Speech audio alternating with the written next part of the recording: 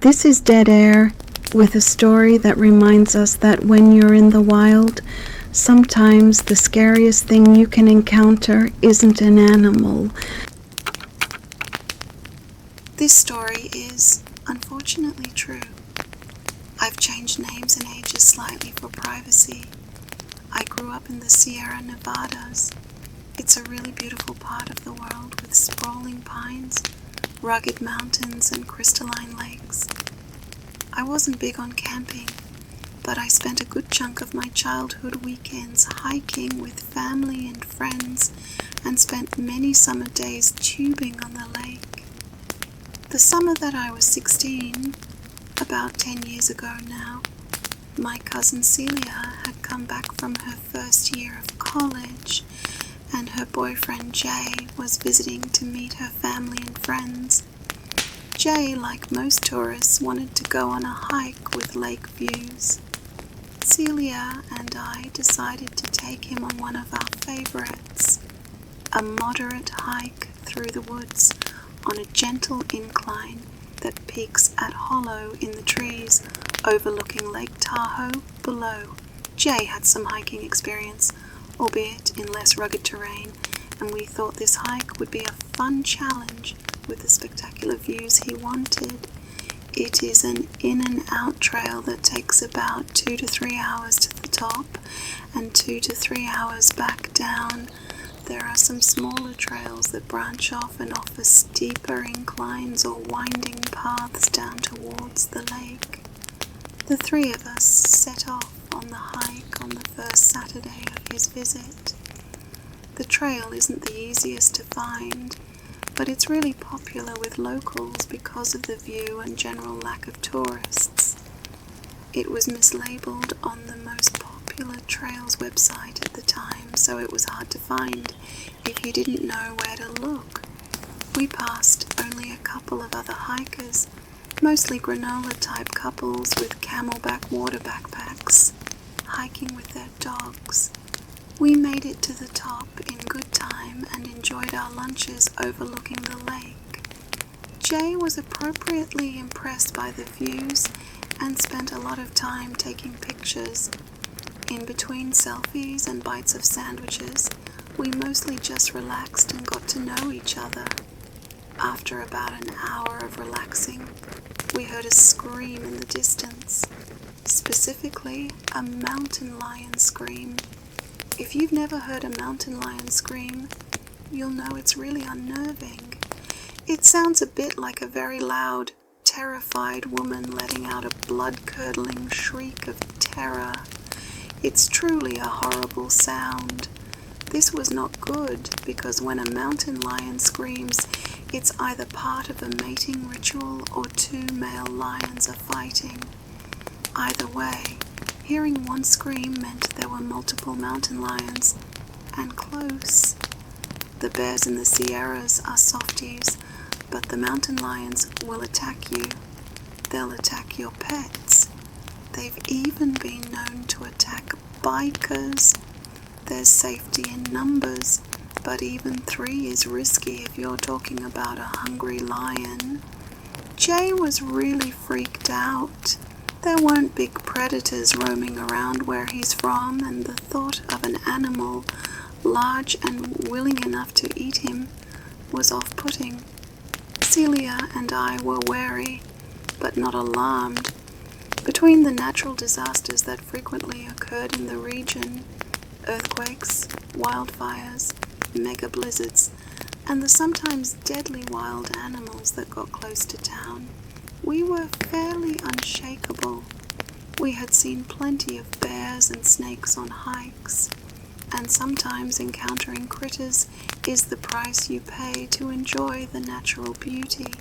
It also wasn't the first time we had heard mountain lions, and we had both seen them before, albeit mostly from the safety of a cabin or a house.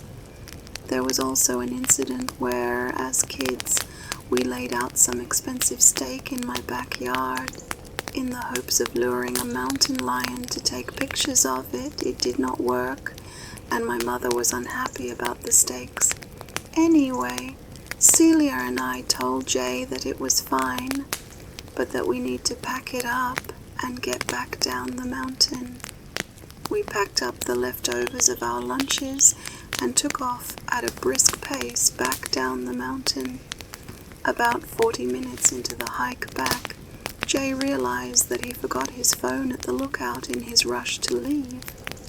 Of course, after a brief back and forth between Jay and Celia, I don't need it back that badly. Jay, it has all of our pictures from the spring break trip, not to mention you're a broke college student. Yes, you need it back. We decided to go back and get it.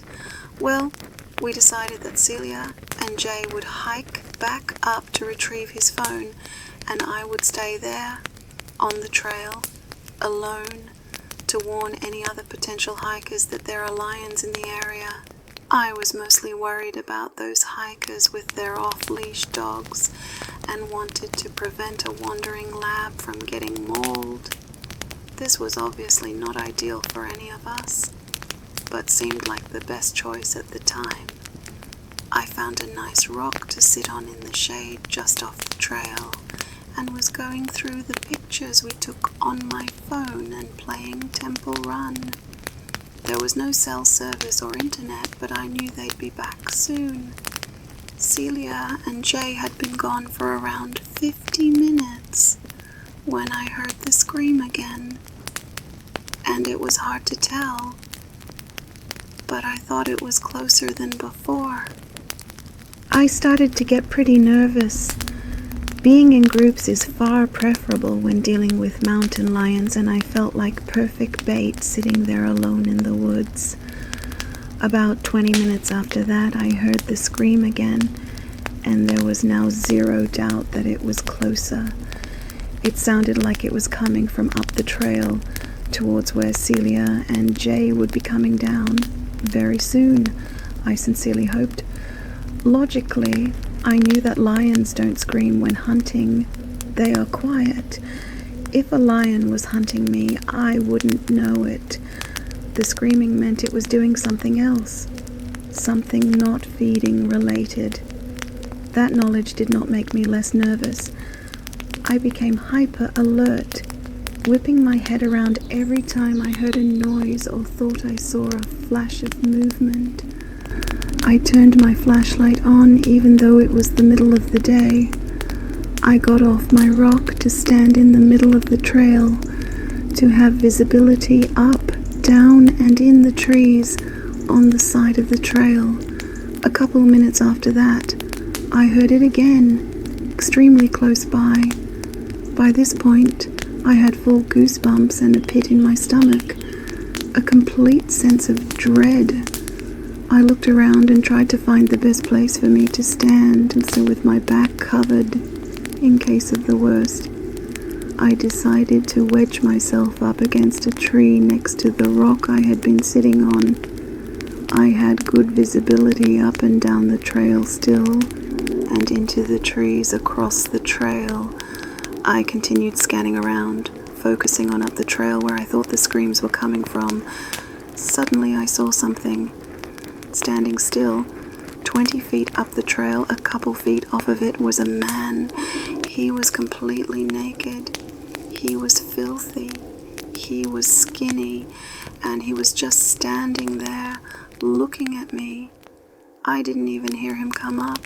It sounds cliched, but it really was like he appeared out of nowhere, especially since I had been focusing on looking for the lion in that direction. If you don't know where you're going, it's easy to get lost in the woods around there. The weather can change quickly, and people panic and get more lost in their attempts to find their cars.